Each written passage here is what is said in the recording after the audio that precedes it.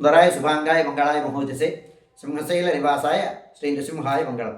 శ్రీ శ్రీ శ్రీ వరాహలక్ష్మీ నృసింహస్వామి వారి సన్నిధానంలో శ్రీ విశ్వావసునామ సంవత్సరం దక్షిణాయనం హేమంత ఋతువు పుష్య శుద్ధ ఏకాదశి మంగళవారం భరణి నక్షత్రం డిసెంబర్ 30వ తారీఖు. ఇవాళ ముక్కోటి ఏకాదశి, వైకుంఠ ఏకాదశి, ఉత్తరాధార దర్శనం. ఇది విశేషమైన కార్యక్రమం. ఈ ప్రయుక్తంగా తెల్లవారుజాముని రాత్రి 1 గంటకి సుప్రభాతం. 1 గంటకి సుప్రభాతం అయిన తర్వాత విశేష ఆరాధనం.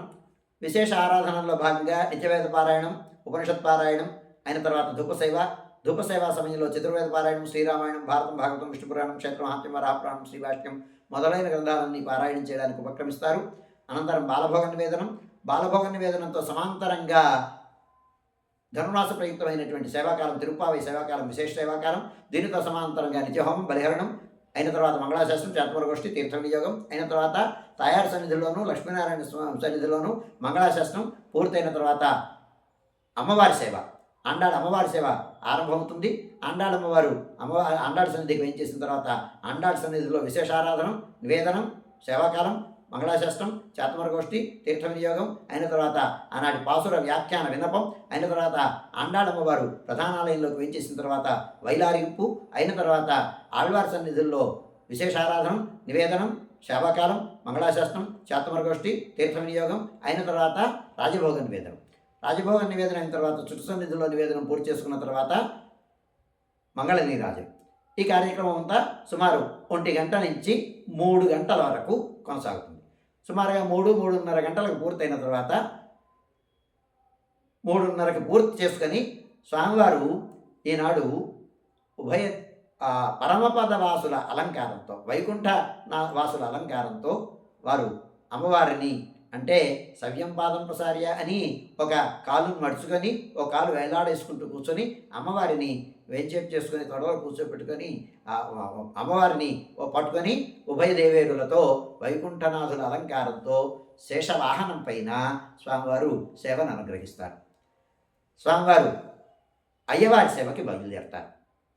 స్వామివారు ఉభయ దేవేరులతో బయలుదేరి వేయించేసిన తర్వాత తాయారు సన్నిధి దగ్గర మర్యాద సమర్పణం జరుగుతుంది, ఉపచార సమర్పణం జరుగుతుంది, మంగళ నీరాజనం జరుగుతుంది, తాంబూల సమర్పణం జరుగుతుంది. ఇది అయిన తర్వాత స్వామివారు బేడా ప్రదక్షిణపూర్వకంగా 8 దిక్కులలో ఉపచారాలతో, నివేదనలతో, తాంబూల సమర్పణంతో, వేద పారాయణంతో, స్తోత్ర పారాయణంతో, నాదస్వర నినాదంతో, వాద్యఘోష విశేషాలతో స్వామివారు ఆ బేడా తిరువీధి మహోత్సవాన్ని అనుగ్రహిస్తారు. 8 దిక్కులలో నివేదనాలు పూర్తి చేసుకున్న తర్వాత ఆండాళ్ సన్నిధికి వేయించేసిన తర్వాత ఆండాళ్ సన్నిధి దగ్గర మర్యాద సమర్పణం, ఆండాళ్ళకి మాలా సమర్పణం జరుగుతుంది. అది ఆముక్తమాల్యద, ఇదే ఉత్సవం అన్నమాట. స్వామివారికి అమ్మవారి మాల స్వామివారికి, స్వామివారి మాల ధరించినటువంటి మాలని అమ్మవారికి సమర్పణం జరుగుతుంది. ఈ వేడుక జరుగుతుంది. ఇది అయిన తర్వాత ఆస్థాన మండపంలోకి వేయించేసిన తర్వాత ఆస్థాన మండపంలో ఉపచార సమర్పణం, నివేదనం, అరటిగెలని నివేదనం చేస్తారు, పళ్ళగెలని. అదైన తర్వాత ధూప సమర్పణం జరుగుతుంది, మంగళ నీరాజనం జరుగుతుంది. అదైన తర్వాత సుమారుగా 4:45-5 గంటల ప్రాంతంలో తెల్లవారుజామున స్వామివారు ఆలయ ఉత్తర గోపురంలో వేయించేస్తారు. అక్కడికి వేయించేసిన తర్వాత అక్కడ స్వామివారికి ఉపచార సమర్పణం, మంగళ నీరాజనం.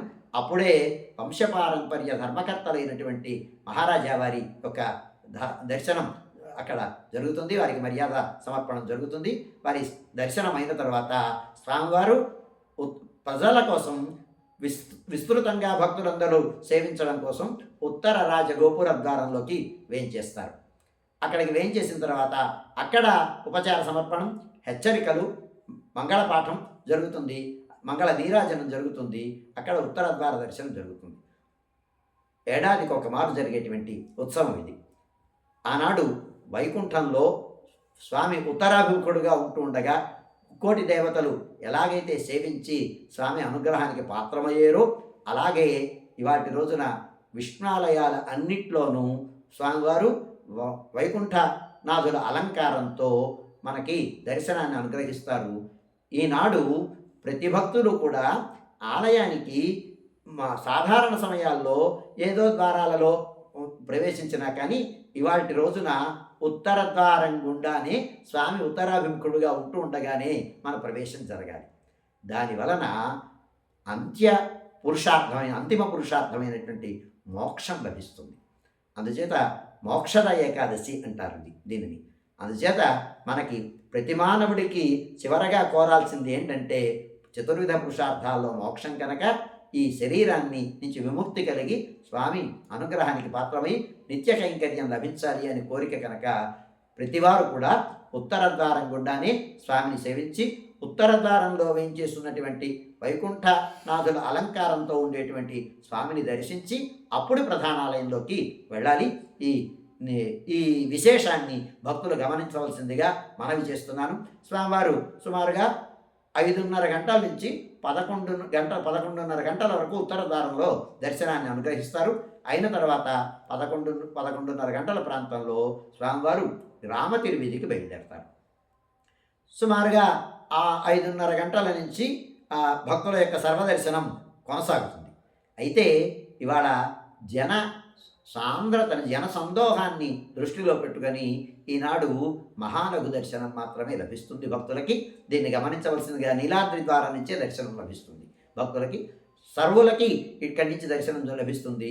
అందుచేత భక్తులు ఈ అవకాశాన్ని వినియోగించుకొని స్వామి అనుగ్రహానికి పాత్రం కావాలి. సంయమనంతో దర్శించి స్వామిని ప్రశాంతమైనటువంటి చిత్తంతో స్వామిని దర్శించి స్వామి అనుగ్రహానికి పాత్రం కావాలి అని ఆహ్వానిస్తున్నాను. 11:30 గంటల ప్రాంతంలో గ్రామ తిరువీధి జరుపుకుంటారు స్వామివారు. గ్రామ తిరువీధి సుమారుగా వాద్య విశేషాలతో, కోలాటాలతో, వేదపారాయణలతో, స్తోత్రపారాయణలతో స్వామి తిరువీధి కోలాహలంగా జరుగుతుంది వైభవంగా. స్వామివారు మళ్ళీ తిరువీధిని పూర్తి చేసుకుని 12:30-1 గంట ప్రాంతంలో ఇక్కడికి ఆస్థాన మంటపంలోకి వేయించేస్తారు. ఆ సమయానికి భక్తుల యొక్క దర్శనములు నిలుపుదల చేసి లోపల ఉండేటువంటి ఆలయంలో ఉండేటువంటి ఆ క్యూ ప్యానల్స్ అన్నింటినీ తీసి ఆలయ శుద్ధి చేసిన తర్వాత ఆస్థాన మంటపంలో శ్రీశటారి కుంభహారతి, శ్రీశటారి సమర్పణం అయిన తర్వాత స్వామివారు ఏకాంత సేవా పురస్సంగరంగా బేడా ప్రదక్షిణ పూర్వకంగా మన నీలాద్రి ద్వారానికి వేయించేసిన తర్వాత నీలాద్రి గుమ్మంలో హెచ్చరికలతో, వయ్యారి నడకలతో స్వామివారు ప్రధాన ఆలయంలోకి వేయించేస్తారు. సుమారుగా 12:30 గంటల నుంచి 3 గంటల వరకు, 3:30 గంటల వరకు భక్తుల యొక్క దర్శనములు నిలుపుదల చేయడం జరుగుతుంది. అక్కడ విశేషమైనటువంటి నివేదనం, వైకుంఠ ఏకాదశి ప్రయుక్తమైనటువంటి నివేదనం, విశేష నివేదనం ఉంటుంది.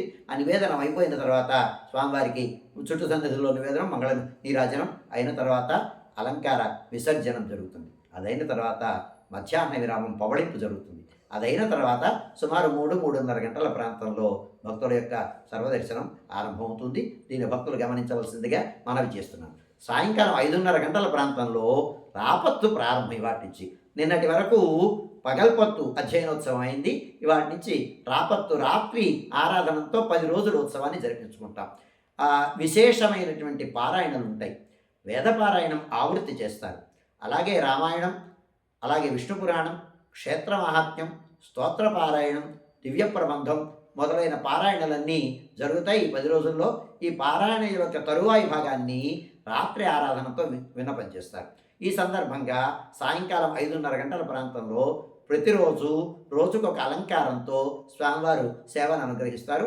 రాపత్తు తిరువీధులు అంటాం. ఈ రాపత్తు తిరువీధి ఆళ్వారులు స్వామివారికి అభిముఖంగా వేయించేసి ఉండగా గ్రామ తిరువీధి జరుగుతుంది 5:30 గంటలకు. గ్రామ తిరువీధి అయి స్వామివారు లోపలికి వేయించేసిన తర్వాత ఆస్థాన మండపంలో కుంభహారతి, ఆళ్వారికి శ్రీశటారి సమర్పణం అయిన తర్వాత ఆస్థాన మండపంలో స్వామివారిని వేయించేపు చేస్తారు. ఈ కార్యక్రమం జరుగుతుండగా ఈ 10 రోజులు సహస్రనామార్చనం రద్దు చేయబడుతుంది. ఇవాటి నుంచి సహస్రనామార్చనం ఉండదు. రాత్రి 7 గంటల వరకు సర్వదర్శనం కొనసాగుతుంది. రాత్రి 7 గంటల తర్వాత రాత్రి దర్శనాలు లభించవు. 7 గంటలతో దర్శనములు. ఈ 10 రోజులు విశేషమైనటువంటి ఉత్సవం, రాపతోత్సవం సందర్భంగా భక్తుల యొక్క దర్శనములు 7 గంటల వరకు మాత్రమే లభిస్తాయి.